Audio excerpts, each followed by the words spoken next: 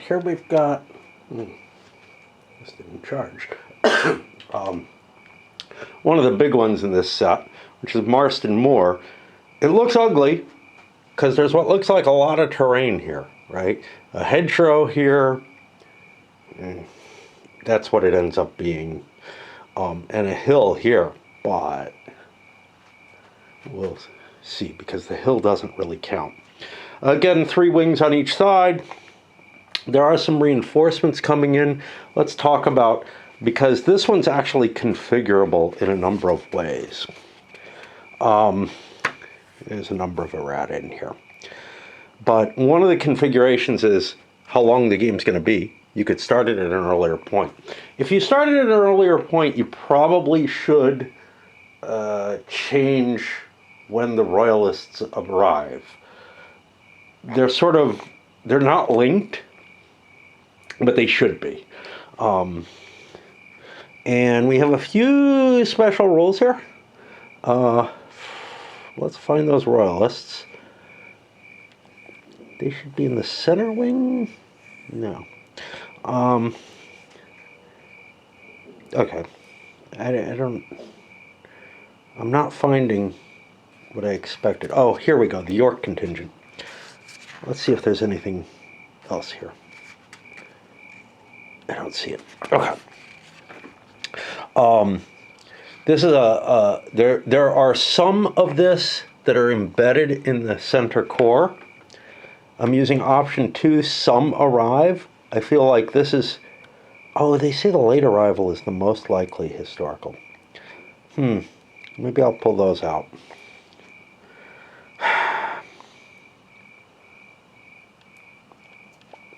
Anyway, part of my problem is there's a lot of errata on this one. Victory conditions. It looks like the Royalists have a little bit of an edge in victory point determination. And special rules. Command rivalry. The 3 army commanders all start in play, and when an allied wing is activated, the allied player has to roll whose command is activated. Okay, the allies have Leven, Manchester, and F. Fairfax.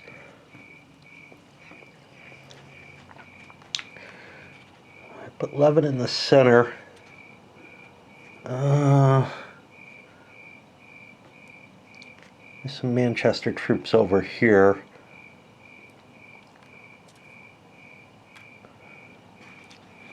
And we'll put the other Fairfax back here. Does that work? Not really. I'm not sure if I'm allowed to set someone up not on a unit, but it's the only way he can have his whole force in command without requiring a move. So yeah, each time that you pick a wing command, you have to do that. Now I haven't put the wings out. Yeah, I'm being stupid here. Byron's got charge over here. Tillier has received charge. Is that my center? Yeah. And Goering, okay, has received charge.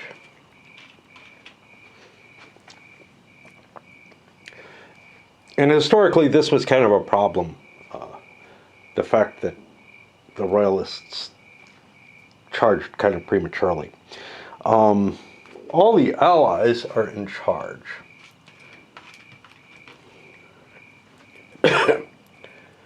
Now, you see green units. Those are Scots units. I find that kind of weird. It's not that horrible, but it's like, yeah, there's not really any special rules to distinguish them. It's possible that no army commander is activated on a particular activation. Surprise, the allies get a -1 to continuation and preemptions. That's good for them. They're going to have more units in charge, so they get to go first. But let's look at what we had to deal with in modifications. First of all, we have some piece modifications here. The slope on the hill is gentle and doesn't affect movement. The only effect is to block grazing fire. So when the artillery fires, it's not going to get bounces there. I think you still get to do opportunity fire in the grazing range, though. The ditches are for historical reference only and have no effect. That's this shit. Wish they didn't draw them. You know,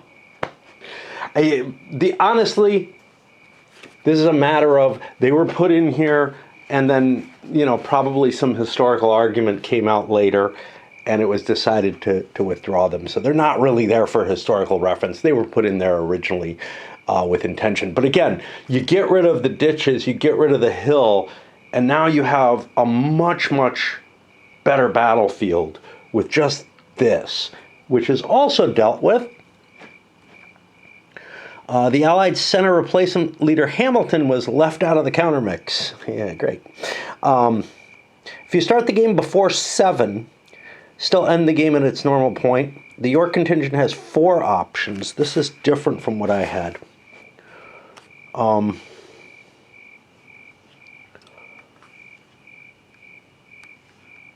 All units start on the map as part of the center wing.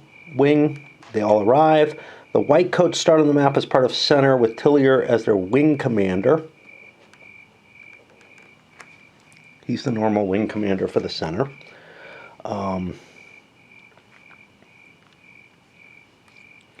York units enter game turn 1 as part of a new wing with Newcastle as their WC.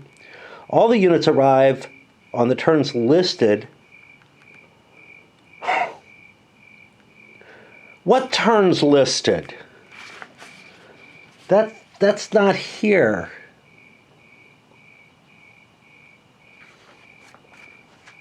Oh no, there are 4. And don't use any of the units. And then one of the counters is correct and not what's written here.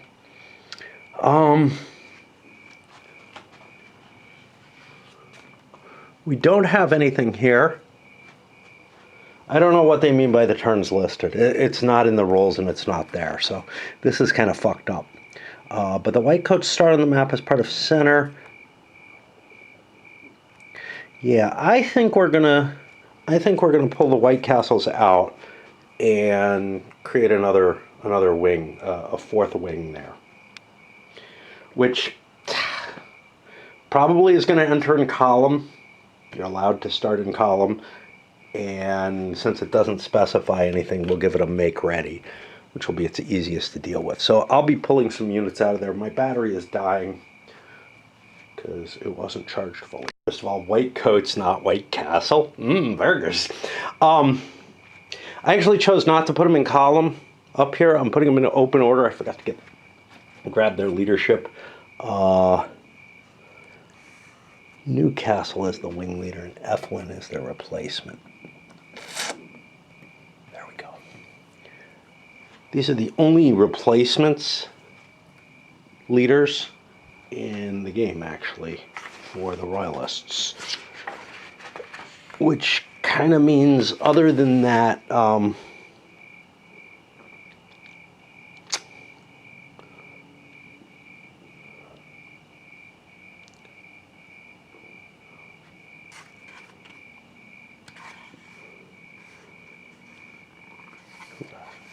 Sergeant Major General. Sounds like the Captain Corporal or whatever from MASH. You know.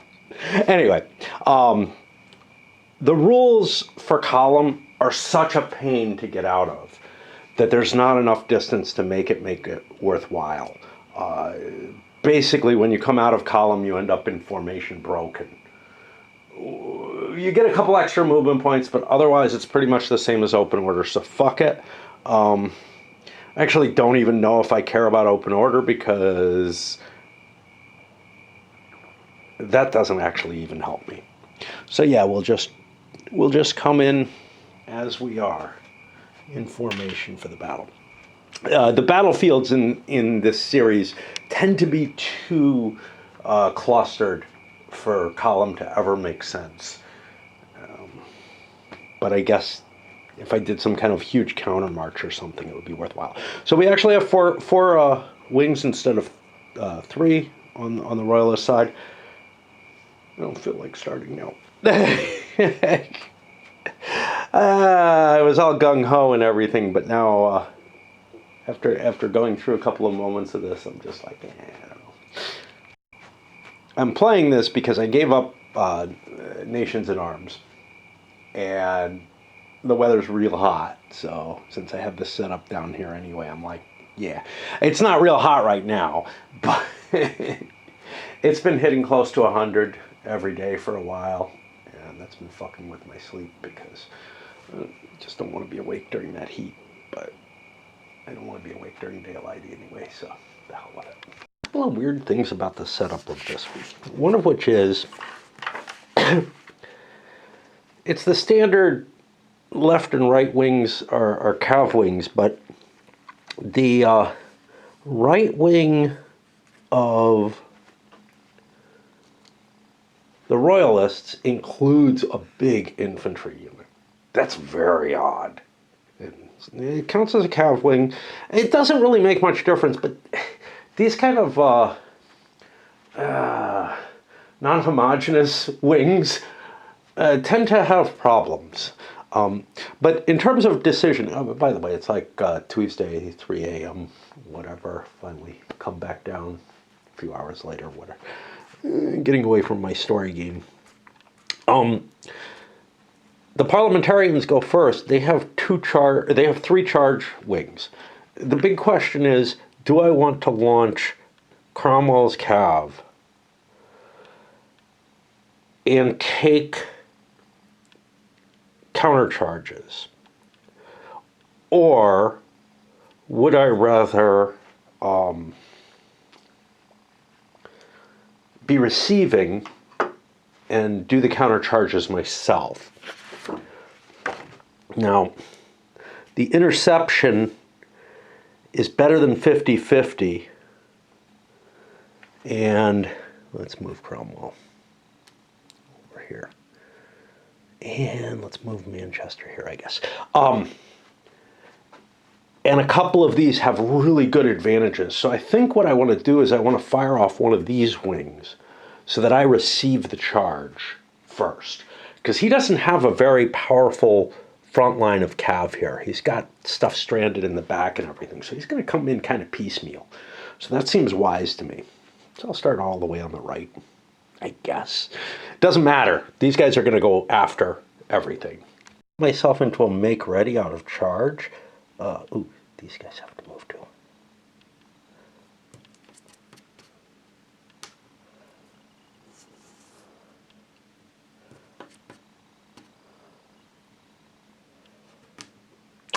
This leader was not activated. I had Manchester activated. Kind of useless. Like, this random leader thing is really painful because you kind of want your leaders to aid. He's not very helpful on his own, so he would just be going around rallying stuff. Same with this guy, if he is the army leader. One of these two is. I think Lewin is the army leader. But Manchester, who I got, I kind of want him where he is. He's giving a bonus to Cromwell, which is the most important of the wings. But anyway, that's what we got there. Now we move over to the Royalists. His wing here also dropped into make ready. Why? Because that piecemeal charge looked like a horrible idea. Now I've got everything gathered up. Now I've got a thin line of cav. It may not hit in quite that order. Could have done some opportunity fire. No real reason to, because I'll get to fire the same way with the center when I choose to use it. I think I'd like to see what Cromwell can do at this point, to be honest. Because there's not a lot of artillery. I did not fire this artillery for a similar reason. I expect Cromwell to come forward. If he does come forward, I'll be able to get opportunity fire or whatever my chance of doing much is really low at this point. But if it's to a committed unit, it's a little bit more interesting. A conservative approach, still following the charge, is able to move a hex forward with the front line.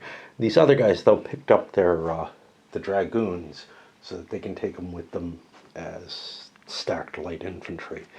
And we got a continuation, so we'll get to still launch our attack. I don't really want to make the attack, but I mean, Cromwell has a good chance, being a better leader and whatnot, of eventually breaking that flank. So I do want to engage there. I don't want to just pussyfoot around. We got a chart on this battlefield. That's kind of nice.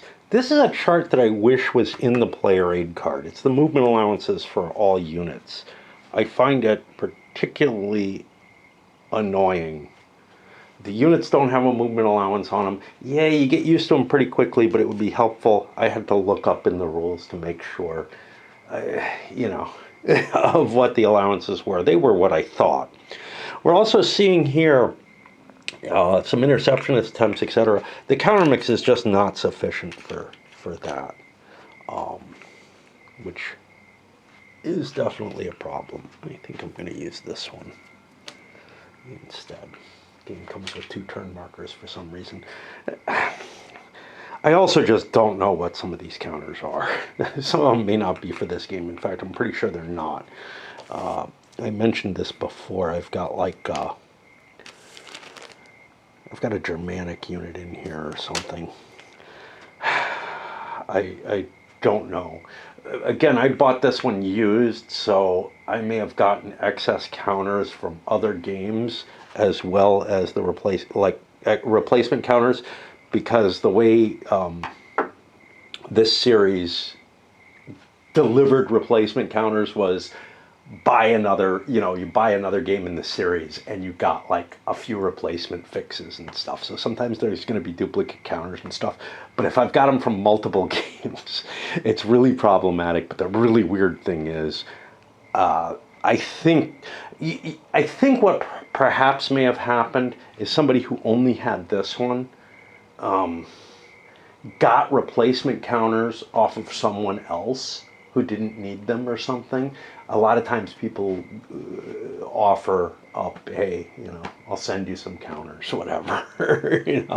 Really cool. The community's great and all. Anyway, the kind of tangled mess of even 2 lines smashing each other with cav. We've got, things getting flank attacks and stuff like that. Everything that Cromwell has is under momentum at this point. Things didn't go that well for Cromwell. He destroyed 3 stacks, basically. But each one of them resulted in a cav pursuit. And where those were basically maxed out, +3s, +4s, whatever. But where I didn't get those, I was beaten back. And even in one where I had like a +3, I was beaten back. So not a good result there at all. I guess the big deal right now is, does Cromwell get a continuation? Now he wants to try for it. He's got an additional -1, so he's at -3. This guy did not get to move. Instead it was some other dickwad who's useless. I mean, this is the only one that's actually useful, so. That's the wrong thing, but -3, that gets me not a continuation because this is the second attempt, so it's actually only -2. So Cromwell is finished in this not great shape. I would like to have been able to fall back and recover. At least these guys aren't in charge coming after me at this point. And that's going to put the next activation over here, and I need a break. I forget, just how intensive a cav charge is in this game when it's actually happening. Much of the game is pretty simple. But when you come to having to deal with this list of modifiers again and again, dealing with all the interceptions, all the different firing opportunities, all kind of stuff, wow, one activation can be quite a hefty piece. And this is not a small battle for this system. Without firing generally doesn't take a hell of a lot of time, but this took a fair amount because there was firing. First, all the artillery on the parliamentary side opened fire to very little effect. We got a formation broken here, we got a morale shaken, I think we got a shaken formation here. That's it. You know, artillery is not terribly effective in this system, but it does shake up the enemy lines a little bit, makes them a little weaker. These guns are mainly screened now, so they're not going to do much. I didn't fire back at the guns. I held my fire for the charge. And I'm not sure how long this scenario is supposed to really be. Because this thing goes out to 16 turns, right? It's only supposed to go 5 turns after the start turn, according to the rule book. I don't think this corrects either of those. And they can't, I mean, look. I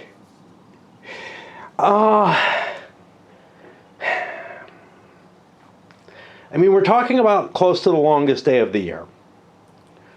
Marston, Moor, England is fairly north. It always feels like, you know, because of the type of temperature or whatever in England, that it's a little further south than, like, say, I grew up in.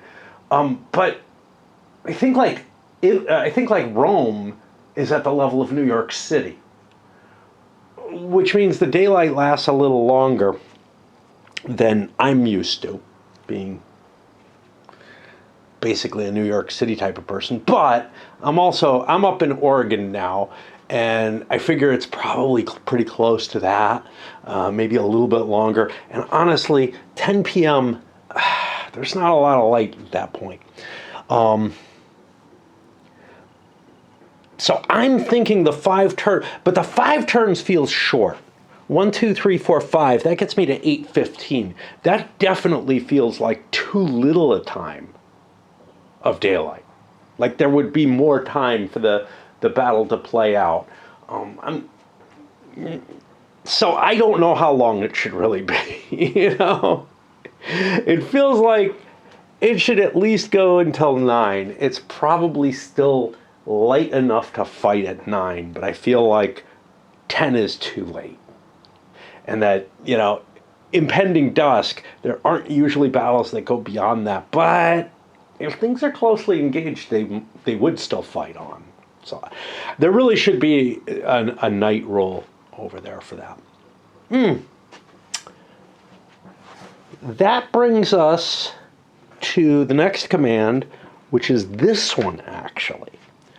Because we just did the charges over here. There were 3 charges, 2 of them in a row. That means the make ready is the next thing. That's already gone, so we're up there. Kind of hard to tell whether or not, you know, all the advantages of being in column should be here, but this is what comes in. And like, if I came in column, I wouldn't have to pay for facing changes, I think. But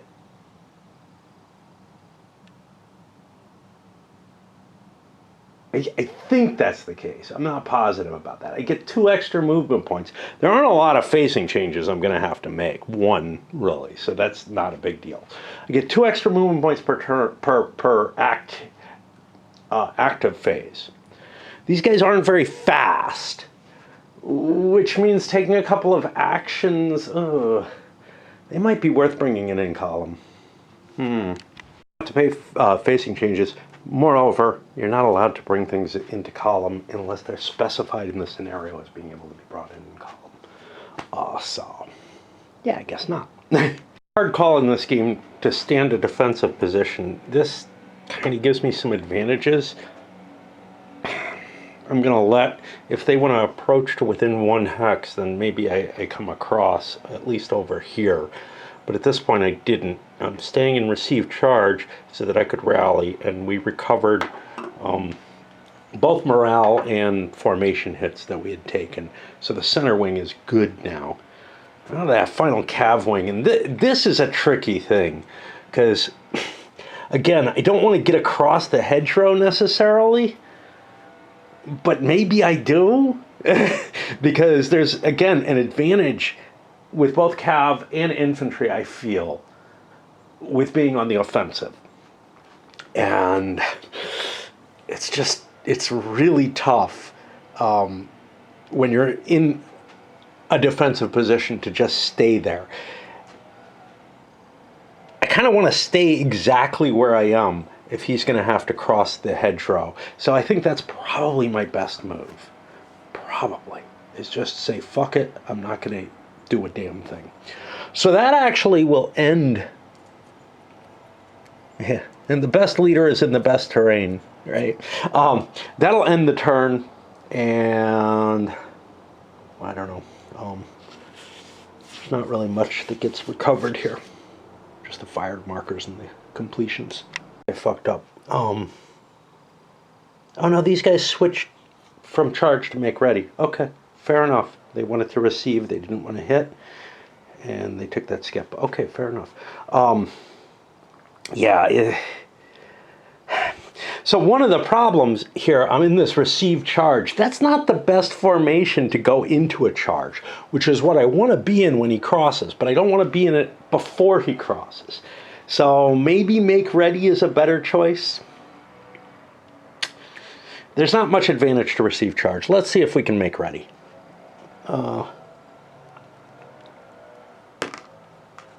No, but we can try a continuation in that case. Of course, receive charge is almost impossible. Okay, so we're stuck in that. Make ready is better to go into the charge from, and I don't really have any advantage to being in receive charge. There's no defensive advantage or anything. A little gripe that I want to express here. For whatever reason, I don't know why, it's basically psychological. Flipping counters front to back so that like I flip them over like this works better for me. Now there's no real reason for it except maybe that the counters are facing me, because that's the same, but I have to kind of twist my wrist to do it, you know. Maybe I should, I don't know. Yeah, I'm always in favor of counters that flip over front to back rather than side to side without changing their orientation. Although Cromwell had some usable pieces left, he threw himself into rally instead and is trying to recover. He's taken, you know, caused more damage than pursuing units. Took almost no destructions, right? But his command is badly beaten up. So rally is a painful thing to do because it basically takes you out for a while. But I'm so beaten up from that attack that I feel like I kind of had to. All right, something a little hairier here. We continued our charge here. Captured a gun and crossed across. Beat up, I don't know, some kind of heavy infantry, I think. But the rest of the formation is kind of moving a little bit more slowly. We did smash into something here. Should be facing this way. And did not get a continuation, so we didn't get as much. That's going to put things over to Byron, who probably needs to reorganize his own forces. It's going to kind of come down to, you know, who can beat the other out. I did get the advantage this time of Fairfax. My one... This is Manchester. He should have moved. Right? No, Cromwell is there. Yeah. I'm getting confused because there's so many fucking army commanders on the parliamentary side. And they're not doing reasonable things because 2/3 of the time, well, a little more than 2/3 of the time, they don't move. So, like this guy, he's not doing anything. Now, he's a useful guy, unlike Levin here, who's barely useful. He can jump on top of something in order to rally or reform it. But yeah, we got the initial hit of the main infantry line. A few more activations over here. The other Fairfax ended, and I don't know if I got a leader roll. I don't think I made a roll for a leader. Piss me off. This would have been Manchester. I probably want to move him up. I'll have him. Cromwell's pretty good.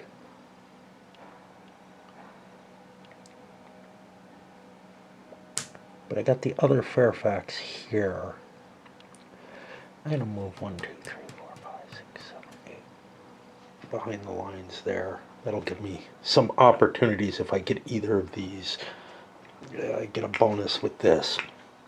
But anyway, he's trying to, herd his cats into open order so they can cross and fight. This thing marched Byron, and with the help of Rupert, ended up getting a continuation and starting to rally their stuff. They moved into a received charge, mainly so they don't have to move the leaders around as much, but I don't know. And are beginning to reform their units and getting them in much better shape. These guys pulled back a little bit, giving some ground so that there's not a introduction fire opportunity there. I think the only things we have left are the 2 received charges here. And I'll do this one first just because it feels easier to cope with. A couple things. These guys formed up into the line they want to be in. They got a continuation. I'm like, I don't want to do it. Screw it. I just didn't want to do it. I'm exactly where and how I want to be, and there's nothing that I can do to change that. As soon as these guys cross over, they're in open order, or they take, if they weren't in open order, they'd take a cohesion hit, which is essentially the same thing. Here, I did some introductory fire coming in and tried to shoot this thing up to send it back, and also here as well. This didn't work too well. He took hits. There's a chart that I wish existed in the player aid, which is over here, the morale check chart. And I forgot about this existence. So whenever I took losses in fire combat, I would make a morale check. Well, it's not that simple. Morales of 7 or 8 have to take 2 or 3 hits to be able to be required to make a morale check. That's something that's just not present in here, and I find particularly hard to remember. Whereas, I kind of remember this, I guess. I don't know. I mean, it's a pretty crowded thing if they got rid of the GMT logo, but I'm sure they feel they have to have that for whatever reason. There's really, I mean, the leader casualty table, that's pretty easy to remember. It's the conditions under which a casualty is done. And we ended up finishing up. That's gonna end the turn, and we're just gonna go to cleanup. So we've already done 2 turns. It's supposed to be a 5-turn scenario. The way this game works, you would not get a dramatic result out of a 5-turn scenario. And Marston Moor was a dramatic result, with a significant amount of kind of the battle being in doubt and whatnot, as opposed to what we see here. So again, I think gonna put it to at least the 9 p.m. So this would be 1, 2, 3, 4, 5. Add a couple more turns. 7 turns might be enough to get something significant. I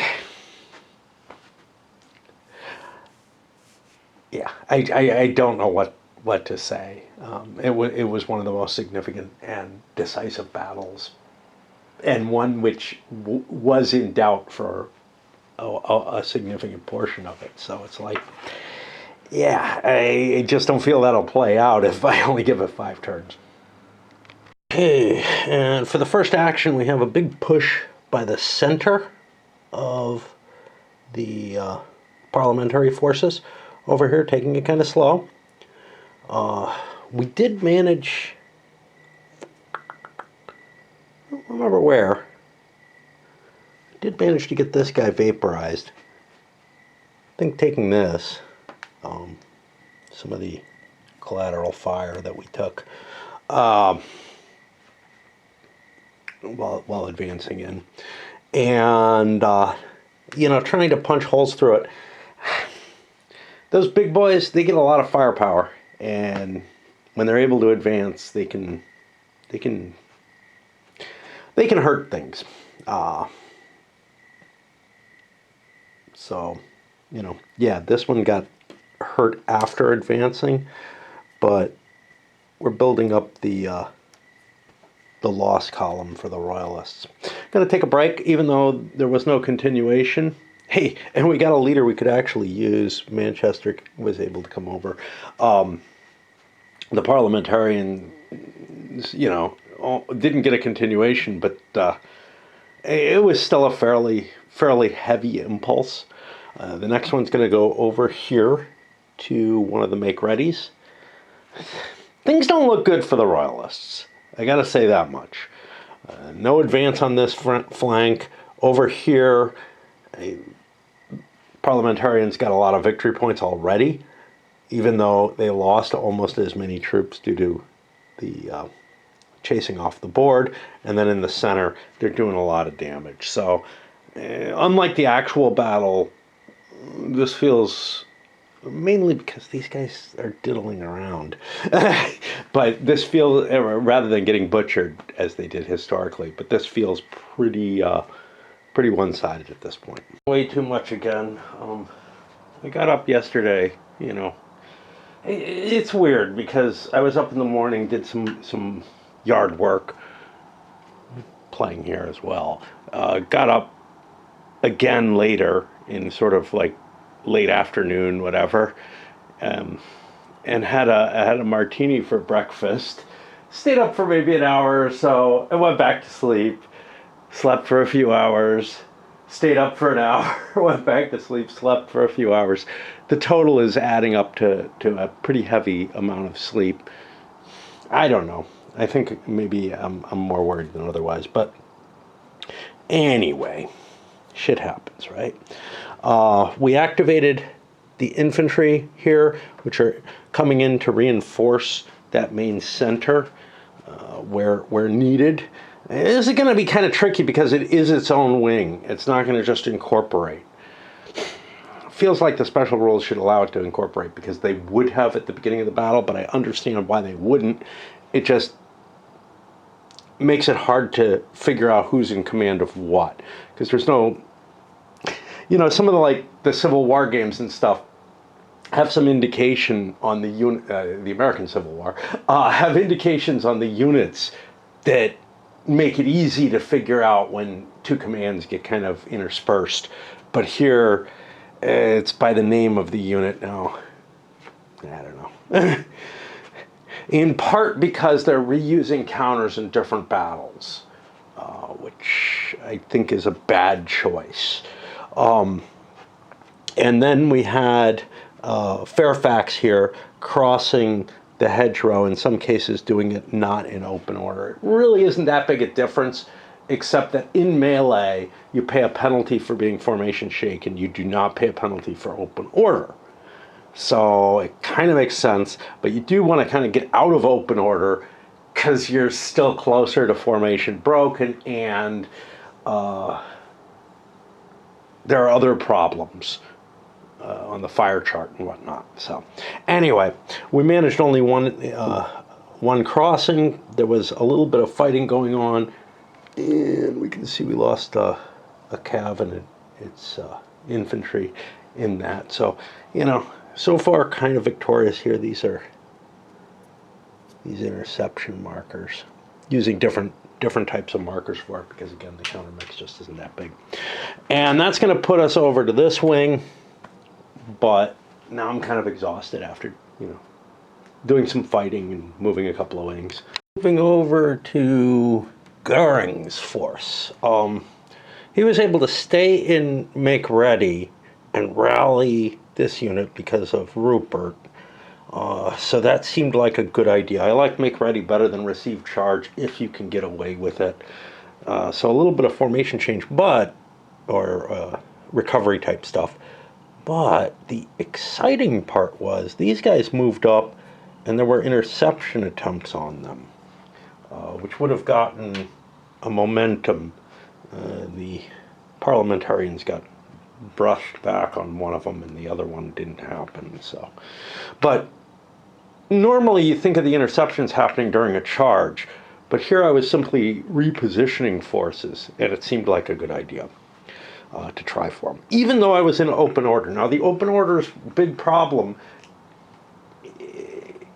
in this is they end up formation broken at the end of it, which is not great.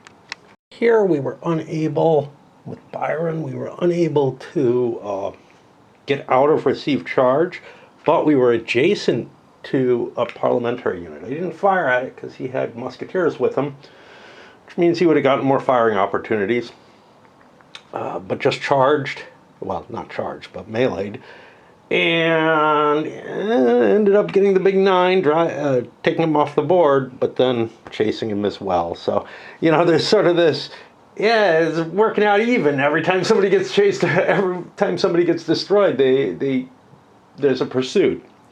Ugly situation, ugly choices here. The Royalist center was in Receive Charge.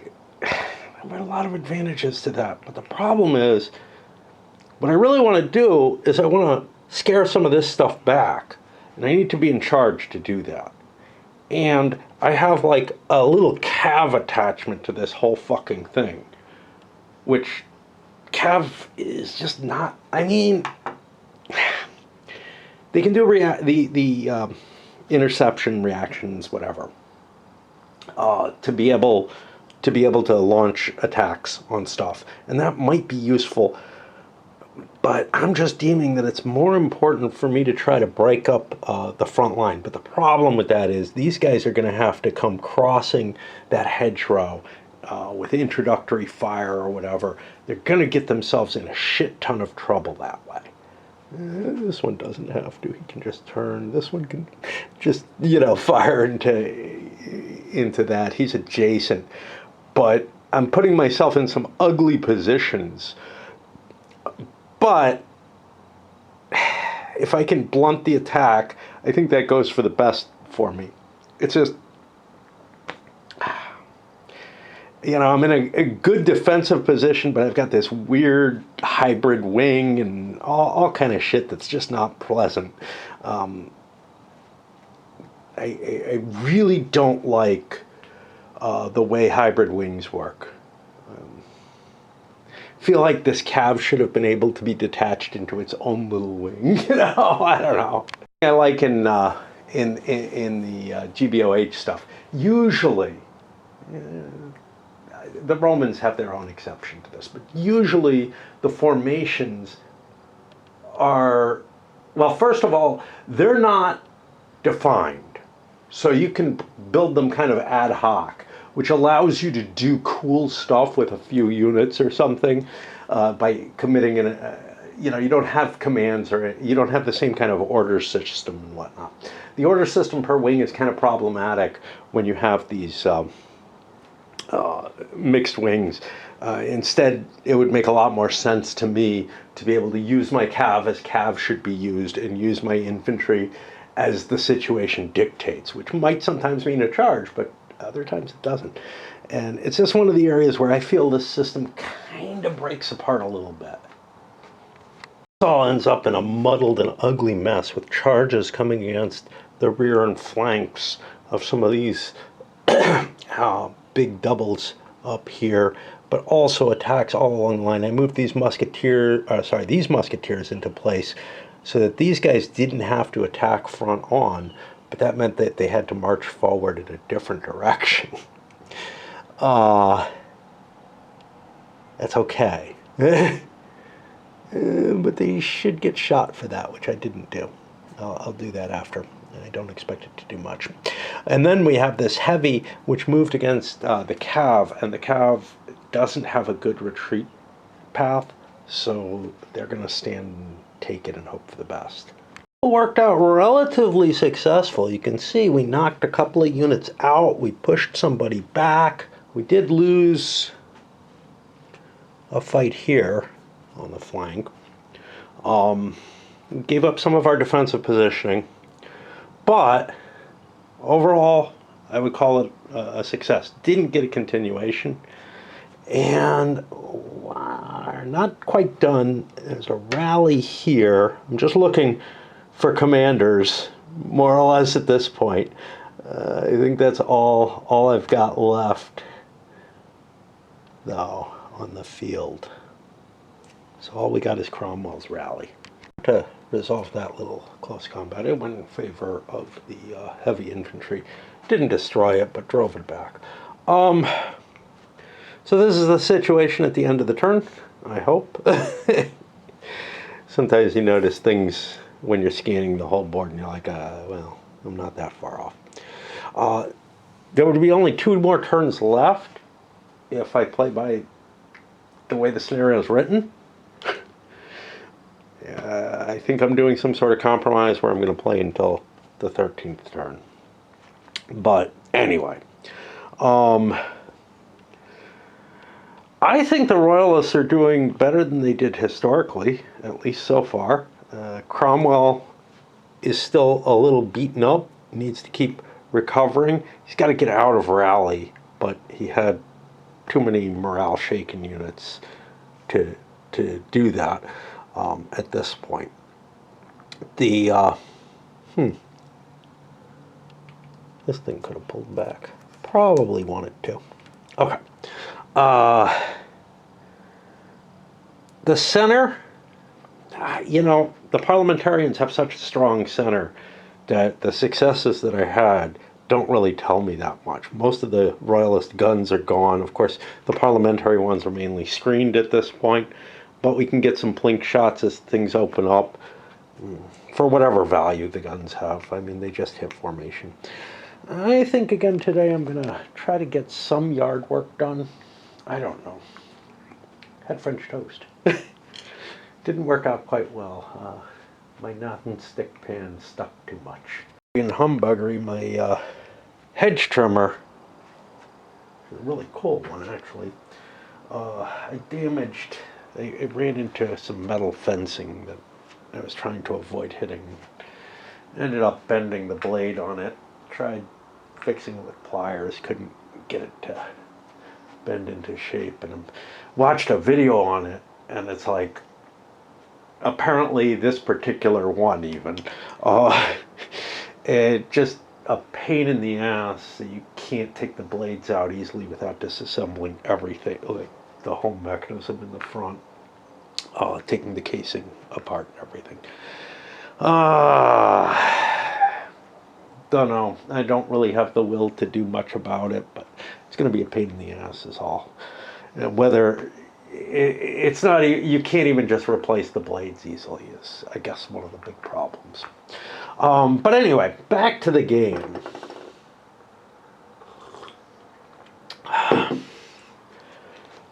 We had 2 guys in charge, one on each side, same leadership qualities, I think.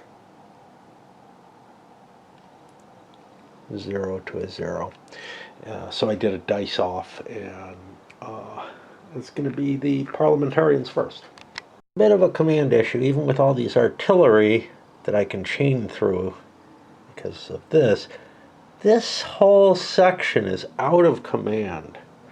That might actually not be too bad for me. Because then they have to try to get back into command as opposed to following orders. Another option is I got Manchester as my leader, so I could throw him in to rally something. I believe you're allowed to rally with the army commander under all circumstances. Fiddling with timing a little bit, the way this game works, I'm able to swing this guy in, and he now provides the bridge that gives me the command to the other units. So now they're all in actual charge.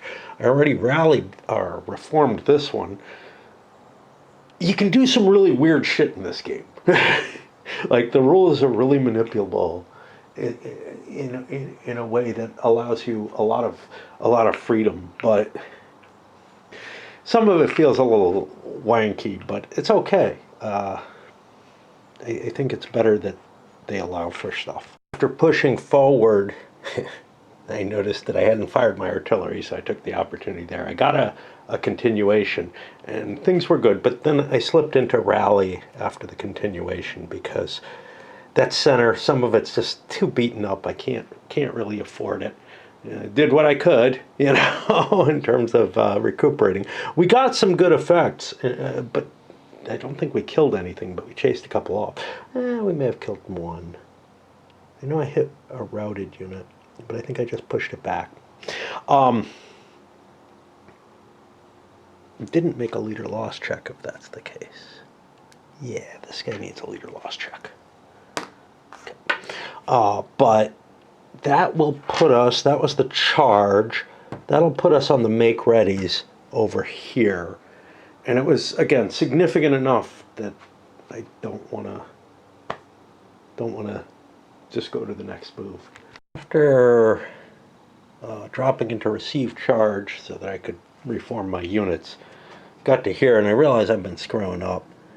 F. Fairfax is the commanding leader. T. Fairfax is the guy over here. And they were probably close enough together. I got them messed up. I think I need to get into receive charge with them as well, just to be able to bring everything into good, into good formation instead of these stupid open orders. And it would be the same as if I had gone in. See, part of the problem though is this guy is not going to be able to get across the hedgerow. So maybe I want to stay and make ready one more round. Funny, I was in a position where, I'm trying to get everybody into range so that I could recover more easily. Fairfax to move as well. Let's get him here. Just in case he's the commander I roll on a continuation, I guess. It might be wiser to move him up here or something. But this has not been used. Yeah, let's...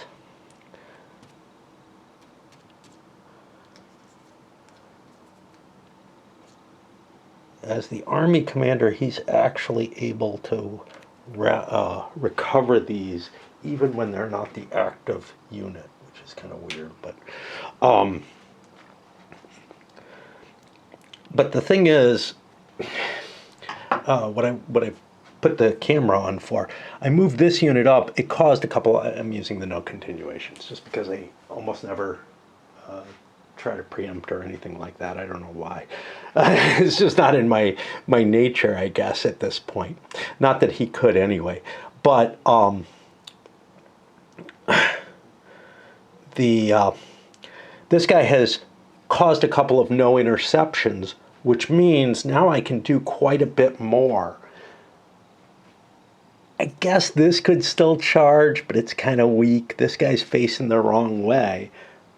So I've burned out his possible interceptions, and now I can move all of my units forward. In with a continuation, actually. Couldn't get out of receive charge. He wanted to go into charge. But on the first round, this thing smacked into another one of these and had a couple of bonuses, managed to destroy it. The battle's looking a lot closer at this point. Remember, these things are about the same value as the cav.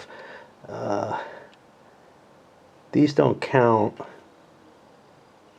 It's definitely tilting away from that, what looked like a clear parliamentary victory before. And meanwhile, Rupert's running around trying to fix things. I'm looking. You got to do this like scan of the world.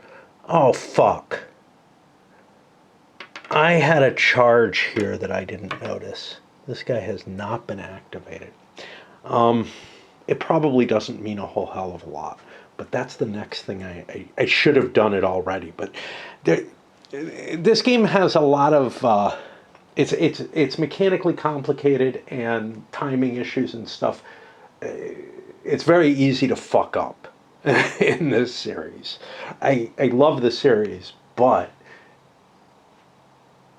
it's just so easy to make some sort of screw up like that. I don't think this one had much of impact. We'll see what comes of that activity. The thing is, the center wing for the parliamentarians is under rally and has not gone yet.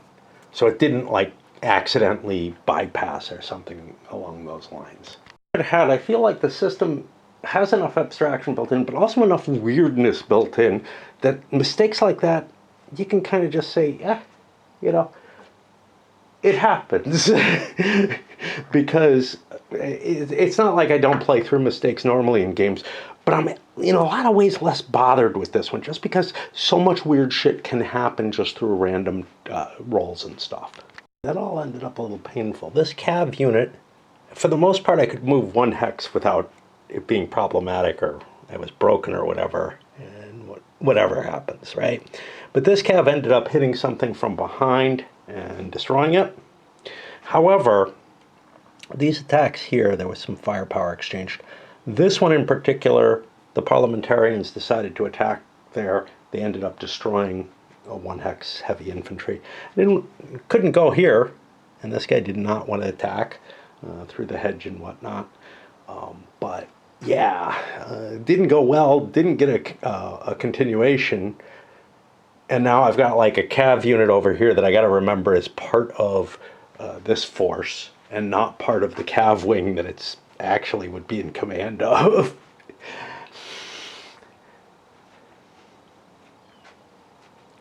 Yeah, I really don't like mixed wings. They really confuse things more than this thing does, which is trying to like take a defensive position on the right flank of the center there. That's gonna finally put me on the rallies, I believe. It's so hard just to scan everything and make sure, especially with all the extra parliamentary leaders there are. This did not charge. Something's not so good. I see all these guns fired. They couldn't have fired at any time. So I either didn't unflip these, and honestly I think I did, or I failed to flip this guy. And that does mean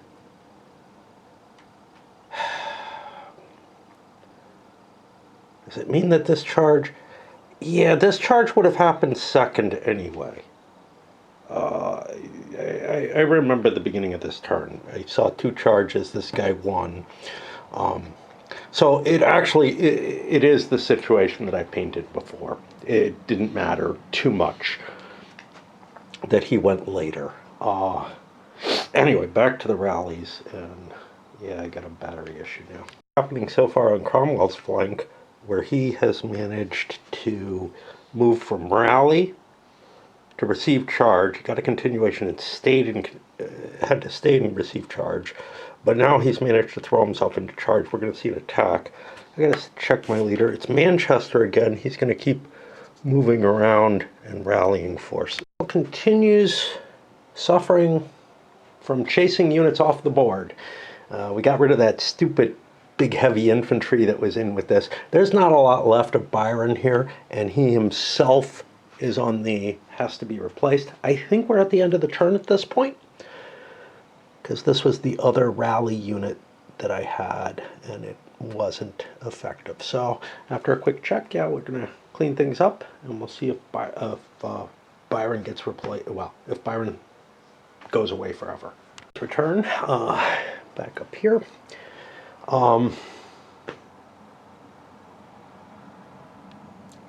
It's hard to tell. It's hard to tell. I'd say the edge is still on the parliamentarian side, both in victory points, doing a quick glance there, and in terms of battlefield position. But again, it's not an absolute blowout.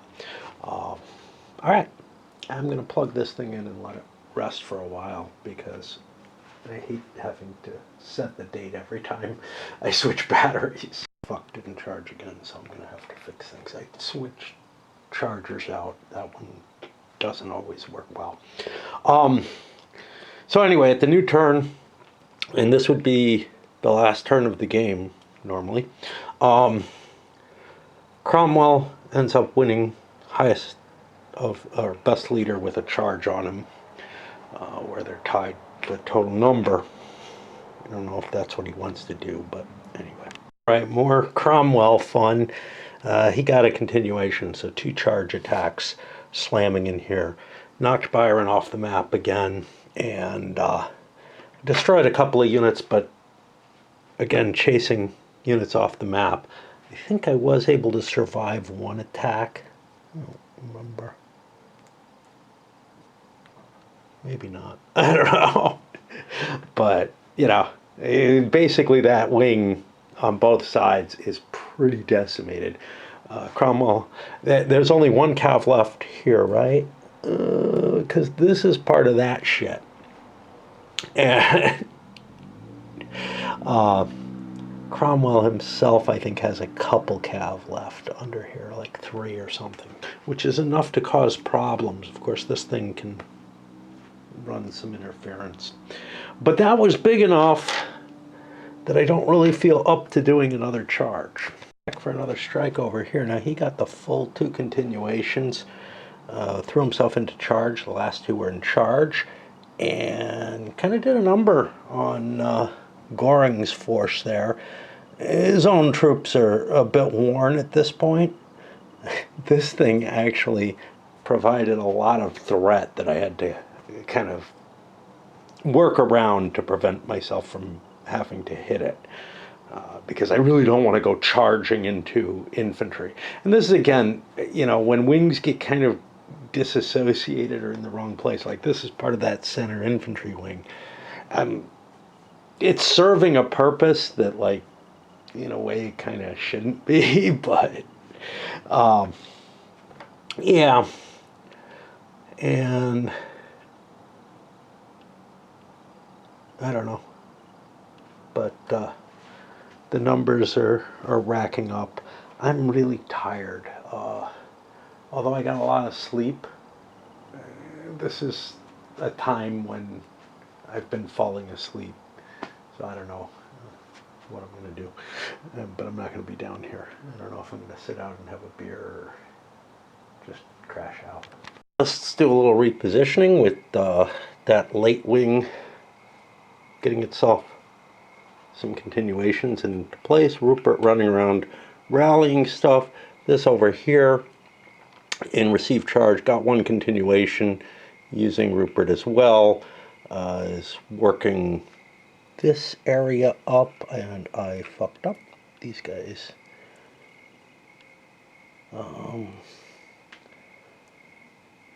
They were in command.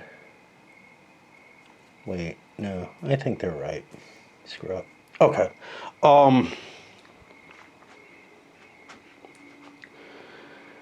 That throws us to the rallies, and we should only, because the other receive charge over here is without a leader, and I'm looking for the leader here, who he might be. I see someone there. I think that's him, and he's already gone. Yeah, so all we have left, I think, is the center force, which looks like it's going to try to leave rally. So that final activity, they get into a make ready, simply because, look, and I failed my continuation, but going from rally to charge, which would have been a possible choice, is much, much harder than going to make ready. So it seemed better to do something of value, and the make ready has a fair chance of continuation, but we didn't get that. we fired off what guns could possibly do anything, and also rationalized our line. And you can see it's running all the way now across the board. And these guys turning around, moving into place. These guys getting into command by being linked in. It's going to be a thin line, but that's okay. Extending a thin line makes sense at this point, and it has a little bit of depth, whereas the Royalist line does not. So the end point of this turn, not very exciting. We do have a check for Byron again, who will be replaced. Some sort of fuck up with the setup. While I'm looking for where to put the colonel, there's two optional pieces that are part of the, well, one is part of the wing, one is maybe not. This musketeer is part of the wing that Byron had. Then I've got this cav unit here, which is a pretty decent cav unit, a 4-7, named as Trevor. Now, when I looked through this, I was unable to find a Trevor in his command. I got a Took. Maybe my eyes misled me or something. But Took's only a 2-7, so it would be a very different piece. And then I look at the center wing, whose reserve might have been it, and I don't have anything there either. Now, I don't know where those... There's one of them. There ain't a lot. There's a couple left there. When I look through these, I find Took. So that wasn't the mistake. Was there a 4-7? There's the one Rupert.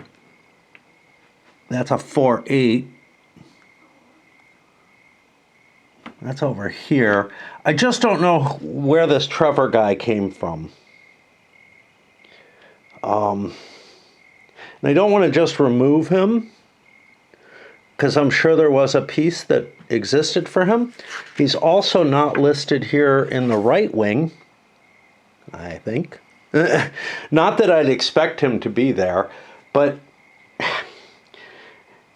this whole mechanism of setting up where you don't have some kind of lettering or indication of which battle they're in, and where some units I've already found are used in multiple scenarios, is really fucking annoying. And I think I'm just going to leave that there, because I just don't know what it could have been. I could align everything and try to figure out what piece maybe it should be. There he is. He's part of this forlorn hope. So I looked under the different lines, but I kind of just didn't see this. So he belongs to the command, and that's where I'm going to put that colonel. But again, I've spent a lot of time here because I'm trying to figure out, first of all, I don't have any kind of wing alignments listed on with a little letter on the pieces, and I don't have I don't have pieces committed to single battles. If you compare this to the quad games that SPI would put out, look, the same unit might show up in multiple battles, maybe at the same strength or whatever, but they made each game in the quads releasable as an individual thing, right? Actually, they usually had their own counter sheet and whatnot. Because they had to pre-package them so that they could sell them as folios or whatever in order, because they did that as well. It's really a shame. I understand, look, the cost and whatever. I'm assuming the more recent iterations of this might have corrected that facet, but I don't know for sure. But it's really, because I know later games in the series had battlefield letterings on them and had had wing alignments on them. This seems to be kind of mixed. There's some letters on some of the pieces, but not on all of them. Now, I don't know if that's corrected pieces that were removed or something like that, but it's just a mishmash what I have. Again, I bought this used and then added counters of my own that I haven't had to use yet for any reason. All right. Anyway, we would have now finished the game. And looking at it, I'd say it's pretty damn, well, see, these are all musketeers. Let's do a quick count, see what we would be looking at victory point-wise, at least in general. But there's stuff like, you know, there's a bunch of captured artillery and stuff like that that it's a little different line.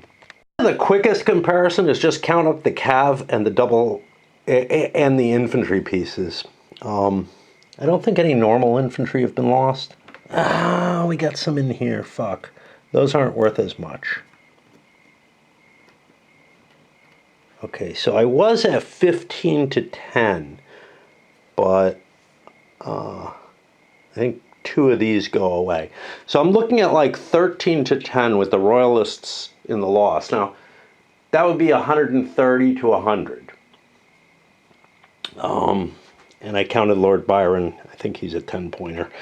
And maybe not. That may be less as well.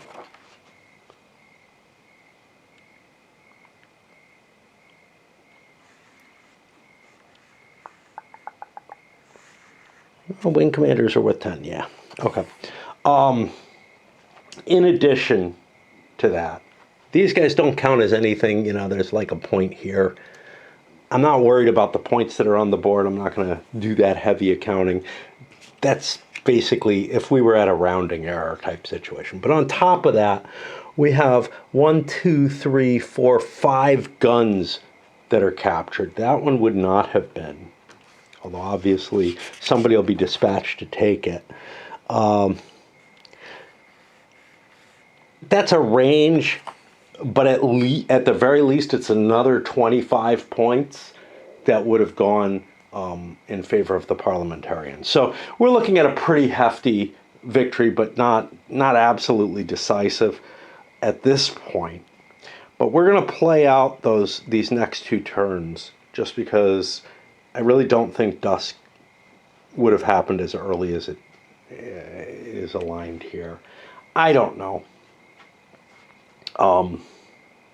But yeah, this game would have been over with perhaps the least dramatic victory that I've seen out of the series yet, when this was actually supposed to be, you know, the most decisive of the battles. Some of it had to do with the strategic positioning. Charles wasn't here, so he didn't die.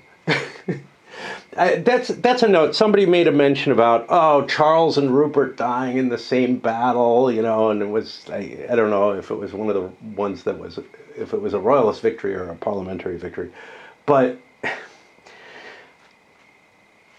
when I say die, that may be an extreme term, okay? When you get your leader removed and he doesn't come back, he could have run away. He could be wounded. There could be a lot of things. Now, running away is, whatever the results are, they're different from chasing someone off the field, right? Running away is going to have some implications that are probably as bad as being wounded or something along those lines. So, you know, take it with a grain of salt as to what actually happened. If I'm saying die, it's just, they're not coming back to the battle and they're getting penalized point-wise the same. Now, it's a big deal, you know, Charles especially, who's like 50 points, was a huge swing in the battles that he took his hits in. And he's not particularly good, so he shouldn't ever be exposed. Cromwell had to re-prepare his troops, so he dropped into a received charge successfully. Got a couple of continuations. Fairfax running around doing stuff. Shit, I rolled only once instead of the 3 times, whatever. This little weird roll just pisses me off. for the scenario, the 3 commanders or whatever. But I wasn't able to get into a charge at the end, so everything's prepped. I actually have one more shot to do. There's a couple musketeers fighting each other there. Ooh. That looks like that one goes away. And the Fairfax has launched a charge, which was largely successful. We killed a couple of units. One was a chase off the map, but another one was just a chase to here. Actually, I don't... Was it a chase off the map? Maybe not. We also managed to push back this infantry, which is out of command, and I don't know. Felt like it's been out of command for a long time and should have been able to do something, but maybe not. That's the end of the charges. That gets us to the make ready, which is this, and yeah, that's not that unit. Wait, no, it was his charge, so it goes to his make ready, who is the infantry command over here. But I'm fatigued. We have lost both Goering and Prince Rupert, so that's potentially pretty bad. Next was these York troops or whatever, and they charged forward in sort of a toss of the dice. This is not likely to do much, but they're kind of crap troops. They count the same as any other heavy infantry. But I feel like, look, maybe they can break the line or something. It doesn't look likely. One of them's dead. One of them got flung back. And, you know, they are smaller units, so they're going to have trouble hitting the big guys effectively. Lost a bunch of them, like 3. It's hard to tell. Yeah, I think 3 of them died because I've got this, not that, this, and this left. There were 2 rounds of charges. The second round basically was hitting this, and because I couldn't get out of charge, but then I got into rally and recovered a couple of units a little bit. Now I did manage to destroy one of the big heavy units, but yeah, I lost 3 little guys to 1 big heavy, so I'm back another 5 points from that, without really changing the nature of the battlefield too much. That's going to put it over here. I need to break. You know, a 2 continuation with battles is, it's a task. Remember what they were in order to look at other things, I guess. We switched into charge from, I think, rally actually, but I'm not sure, and had a largely successful push forward. You can see some guys got out of command here, but we killed a few of those smaller heavy infantry units. Those are used up. That's used up. This guy is not used up yet. He's in rally. This guy is off board. That guy's used up, yeah. So all we have left is the center there, which is in a rally state. Probably need to stick in it. Things look pretty bad, to be honest. Also got a little bit of fire in off this wing, mainly because this sucker has somehow wandered way out in front. This guy hasn't gone yet. This was Byron's command, and I got to figure out what the hell it is, but he's got a colonel there who's active too. So I guess this was probably received charge, but maybe I just didn't see right. You know, it's very easy to fuck things up in this game. This is all that's left. I remember I discussed at one point the colonel had to go either on a musketeer or that. Well, the musketeer is dead now, so I guess that's all we've got, which looks like it's in great condition. So we probably want to go into charge and kill him off. Continuations anywhere. This guy was able to reform his unit. This command here, there was a unit stuck here out of command, did a couple of turns, and the firepower just wiped it out. There was just no place I could go without getting shot up.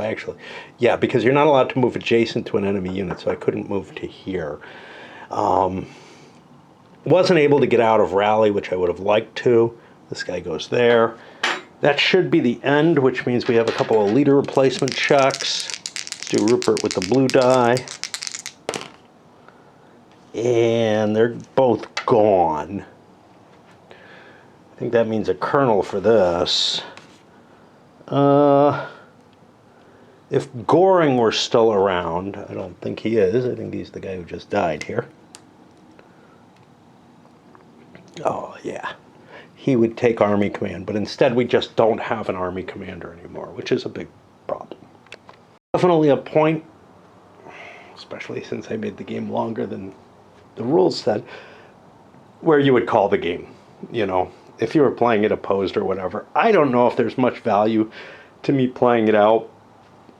It has turned in from a, had we stopped at the time when the game was supposed to be, from a moderate parliamentary victory to a decisive one.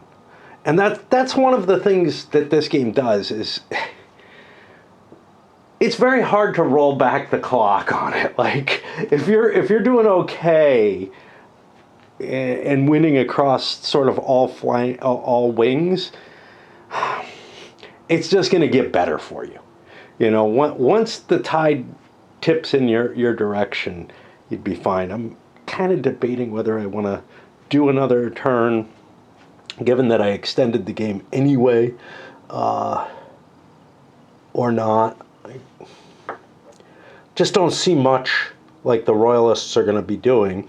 And to be honest, the Parliamentaries, yeah, Cromwell has a few units. He could still do some damage. This over here is mostly needing to reform on both sides. And over here, I feel like the Parliamentarians have to reform as well. They're probably not going to get any more attacks in. So it kind of makes sense to call it here. It's getting to be dusk. Nobody's really in contact anymore, except right here. And since I did extend the game over, I think we can call it. We had an idea what the victory points were like. I don't feel like counting them. I know. I know it's just gotten much, much worse, especially with the loss of a couple more leaders, Rupert and Goring. So let's end this here. Make sure that I don't run out of video. This was a fun one. Not a lot of terrain. The hill didn't inflict formation hits. This hedgerow does, but that's a cool terrain. That's something that allows you to actually form a defensive line behind it. And I don't just mean that you've got units formed behind it, but that you could have, you know, some cav behind it that when the enemy crosses over the barrier, they're going to suffer a little bit. Now, it turned out that the Parliamentarians did fine after crossing. I was very careful in everything. And yeah, I think this is a perfectly good point to stop. So, I'm not even going to label this as a quit. All right, let's send this one up.